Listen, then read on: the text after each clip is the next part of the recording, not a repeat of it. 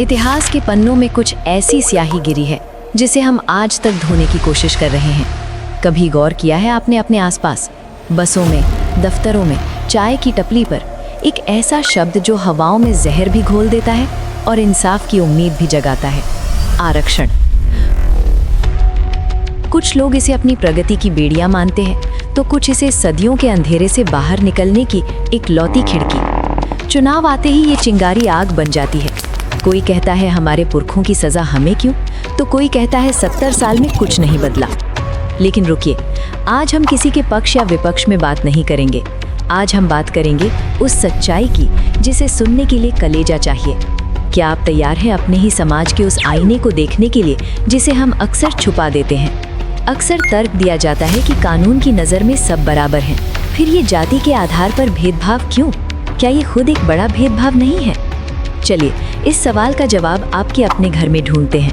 कल्पना कीजिए, आपके 2 बच्चे हैं, एक 5 साल का जो खुद दौड़ सकता है और दूसरा 6 महीने का जो अभी ठीक से बैठ भी नहीं पाता। क्या आप उन दोनों के लिए एक ही नियम बनाएंगे? क्या आप छोटे बच्चे से कहेंगे कि समानता का अधिकार है, तुझे भी खुद चलकर आना होगा? नहीं, आप उसे अपनी गोदी में उठाएंगे। क्यों? क्योंकि उसे आपकी ज़रूरत है। जब हम अपने घर में किसी कमज़ोर भाई को ज़्यादा खुराक देते हैं या किसी बुजुर्ग को अपनी सीट छोड़ देते हैं, तब हम भेदभाव नहीं कर रहे होते, हम समानता ला रहे होते हैं। तो फिर जैसे ही हम अपने घर की दहलीज पार करते हैं, हमारा नज़रिया क्यों बदल जाता है? क्यों हमें बाकी लोग बाहरी लगने लगते हैं? क्या ये पूरा देश एक परिवार नहीं है?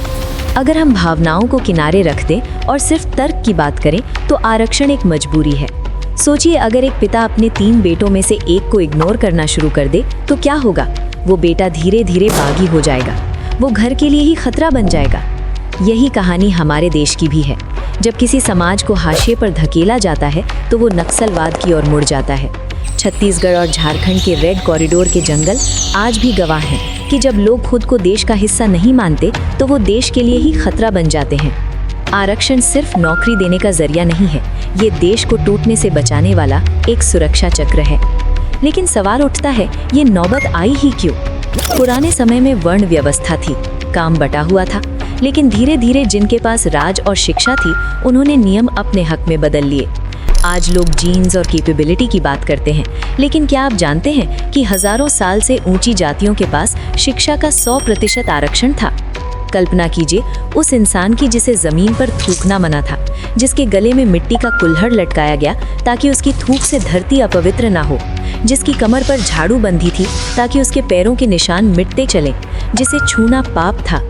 हम जानवरों का दूध पीते थे, चींटियों को आटा खिलाते थे, लेकिन एक इंसान का साया पड़ना भी हमें गवारा नहीं था। एकलव्य जैसा महान योद्धा सिर्फ इसलिए पीछे रह गया क्योंकि वो उस कुल में नहीं जन्मा था।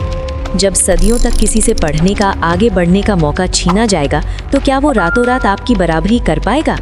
आज कोलंबिया यूनिवर्सिटी में डॉक्टर भीमराव अंबेडकर की मूर्ति देखते हैं, लेकिन क्या हम उस छोटे से बच्चे को देख पा रहे हैं जिसे क्लास के अंदर बैठना मना था, जो अपनी बोरी साथ लेकर आता था, जिसे प्यास लगने पर पानी तक नहीं दिया जाता था, पियून दूर से पानी गिराता था और जिस दिन पियून नहीं आता उस दिन वो बच्चा प्यासा रह जाता था। वो प्यास सिर्फ पानी की नहीं थी, वो सम्मान की प्यास थी। आज अमेरिका में गोरे ज्यादा ताकतवर पदों पर है। इसका मतलब ये नहीं कि ब्लैक कम काबिल है, इसका मतलब सिर्फ इतना है कि उन्हें मौके नहीं मिले। काबिलियत तो हमारे देश के उन शिल्पकारों में भी थी जिन्होंने ऐसे लोहे बनाए जिन्हें जंग नहीं लगता, लेकिन भेदभाव ने उन्हें पीछे धकेल दिया। अंत में बात सिर्फ आरक्षण की नहीं है, बात उस सोच की है जो हम आज भी अपने अंदर दबाए बैठे हैं। जब हम कहते हैं कि तुम दलित जैसे नहीं लगते, तो ये हमारी गहरी मानसिकता को दर्शाता है। आरक्षण खत्म करना है तो पहले उस कारण को खत्म करना होगा जिसने इसे जन्म दिया। जिस दिन जाति देखकर हाथ मिलाना बंद हो जाएगा, जिस दिन योग्यता का पैमाना सिर्फ मेहनत होगी, शायद उस दिन इसकी जरूरत ना रहे। आज का मेरा सवाल आप सबसे है और मैं चाहूंगी कि इसका जवाब आप अपने दिल पर हाथ रखकर नीचे कमेंट्स में दें। यदि आज आपकी मेहनत के बावजूद आपको सिर्फ अपनी जाति या पहचान की वजह से किसी सार्वजनिक स्थान से अपमानित करके बाहर निकाल दिया जाए, तो क्या आप अगले दिन भी इस समाज को अपना मान पाएंगे? क्या आप समानता की उस लड़ाई में अपना सब कुछ दांव पर लगाने को तैयार होंगे?